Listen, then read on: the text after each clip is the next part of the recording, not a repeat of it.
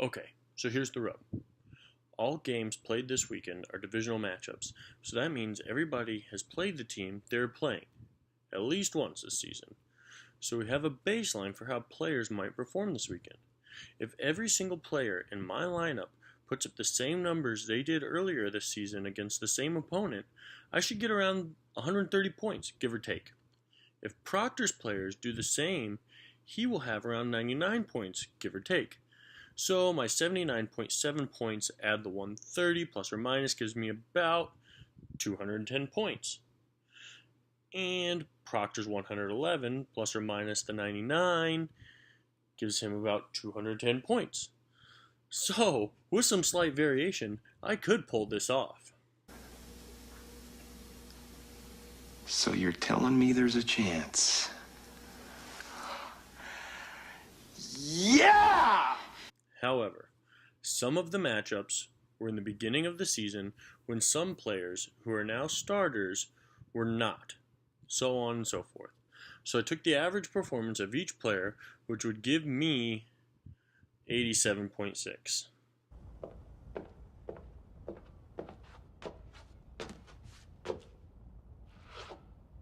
And Proctor 130.3. Fucking shit, says Harry. When I average the two numbers of the previous performance against the same team and the average performance over the whole season, Proctor has 115 and I have 105. Fuck my life. But I set my alarm clock for 3 o'clock this morning. I got up and made sure I could get all the juice I could out of the waiver wire and live up to my new team name. Like I said last week, I will not go down without a fight. We shall fight on the beaches.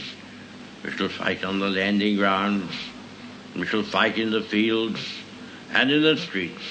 We shall fight in the hills. We shall never surrender. And it's been stated in the past, fantasy, she is a cruel and unpredictable mistress.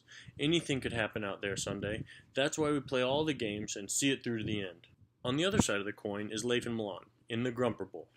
I do not think Leif has his lineup set the way he wants out there, so I didn't do any of the fun math or anything I did for mine and Alex's. I do know he has to beat Milan by 17 or more points, and he used the last tiny bit of his free agency budget to pick up Jacquizz Rodgers off the waiver wire. Since Doug Martin's a healthy scratch for Tampa Bay, Jacquizz could have a big day, and that might give him just the juice he needs to keep from repeating himself as the Grumper.